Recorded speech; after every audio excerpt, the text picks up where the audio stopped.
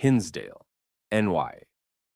With legends of a hanging tree, a pond that has claimed at least one life, and hills that are said to hold the graves of countless, many believe that the Hinsdale house may very well be the most haunted houses in western New York. Current owner Dan Clay says, "It's not just one story, but the one that made it most famous was a story." During the 1970s, a family started having poltergeist-like activity in the house. Claire and Phil Dandy lived in the house along with their children in the early 1970s. The activity became so frequent and menacing that they called Father Alphonsus, a priest from St. Bonaventure University, for help. Claes says that the priest performed a structural exorcism. The house started shaking and it sounded like a crying noise, a screaming noise coming out of the windows. It didn't work. Class, who is also the co-founder of Greater WNY Paranormal Society, tells me he believes that the paranormal activity goes back to 1799 and an Indian massacre that is said to have occurred on the land.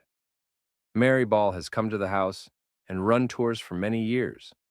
She had an experience that seems to support that theory. "My son, who is handicapped, was sitting on that bed one night. He didn't know the stories about the house. He just knew it was haunted. He looked out that window and saw his dad standing out by the fire, and he looked at me and said, 'Who is the angry Indian staring at Daddy?' But the horrific history doesn't end there.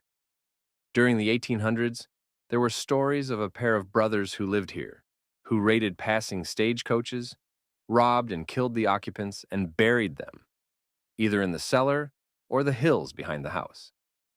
Dan says the tortured past seems to echo today in many manifestations, including shadow figures, electronic voice phenomenon, EVPs, objects moving, and even full-body apparitions.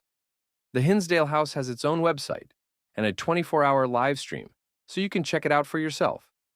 They are also in the midst of a fundraising campaign to update things like the septic system, so the house can remain open for tours and paranormal research.